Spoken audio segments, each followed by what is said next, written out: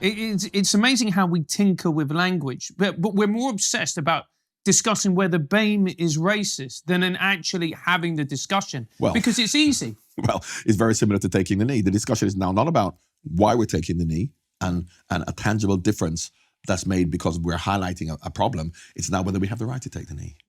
If you look at the Me Too movement, which was started by Tarana Burke many years ago to highlight the sexual abuse for young black girls in the inner cities, that's not what Me Too movement is. Me Too movement is about a Hollywood actress who was abused by Harvey Weinstein and elite groups of women who now may be, not being given opportunities because of sexism. Whereas that's not what it was. That's not what it was. So it's been hijacked by an elite group of people for their own end, rather than the original meaning. So just like taking the knee by Colin Kaepernick was about injustice and police in the inner cities, it's now about I have the right to take the knee. So the discussion now isn't about why we're taking the knee, is should we take a knee or not? What for?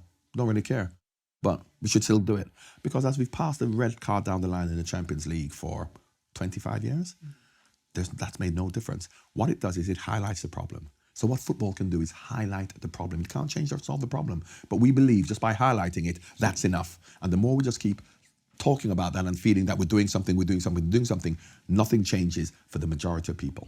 Do you support the Wilfried Zaha position? I don't know if you know his position, which is I'm not going to take the knee because it's a token gesture and therefore it doesn't achieve. I support his decision and I support the decision of the people who want to take the knee.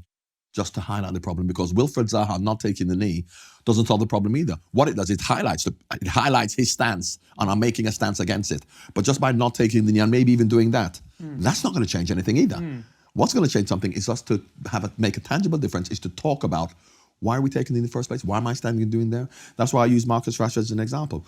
Marcus Rashford, who single-handedly changed government policy towards, and this is nothing to do with race, but it's to do with underprivilege. He used his platform to change government policy about feeding underprivileged kids with free school dinners. Not about Eastern European racist fans who are throwing bananas on the field, to stop doing that.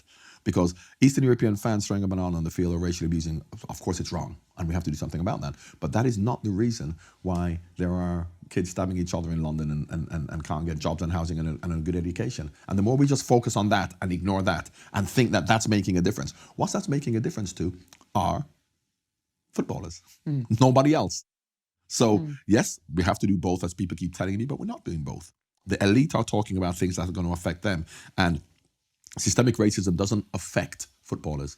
Individual acts of racism, bananas on the field, and for the other 6 days of the week, the system rewards them in the money they make, the houses they live, the places they can go. They can go to all of the elite places which the system allows them to. Systemic racism affects people in the community, and that is where we have to really tackle it. Yes, we have to do both, but we're not doing both.